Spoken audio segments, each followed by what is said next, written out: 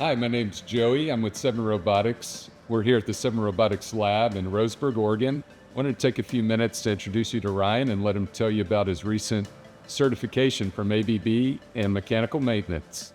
Hi, I'm Ryan. I'm with 7 Robotics. I've been here for about a year now as the robotics technician. So in order to get the certification, I had to pass all 3 classes and take a cumulative exam. The programming one was online. Mechanical maintenance, I had to go in person. We got to take apart a robot completely and then put it back together.